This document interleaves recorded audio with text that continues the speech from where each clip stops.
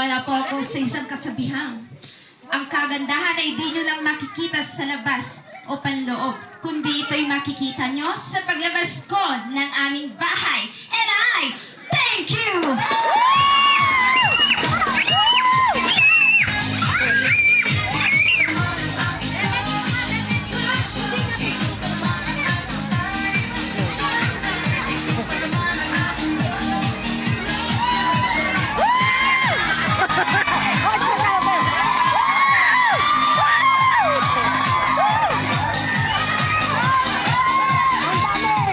Magandang gabi po sa inyo lahat. Ako po si Mercy Buhia, representing grade 5. At naniniwala po ako sa kasabihan na kahit saging basta labing ay thank you.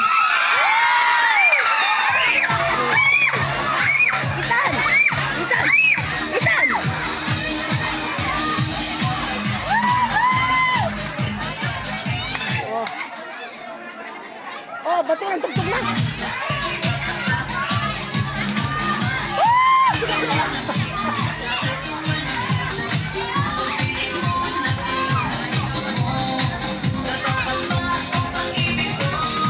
Hi everyone! Maayong gabi! Magandang gabi sa inyong tanan. Wow, ganda. Emily Nawati, representing grade 6 na nagpapaalala sa mga magulang. Nano? Na ano? Ano? Nalimutan ko. Pero itutuloy ko.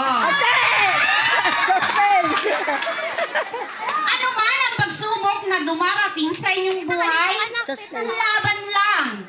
Ako ay mag-iiwan ng isang kasabihan na sana'y tumatak sa ating isipan na ang may malinis na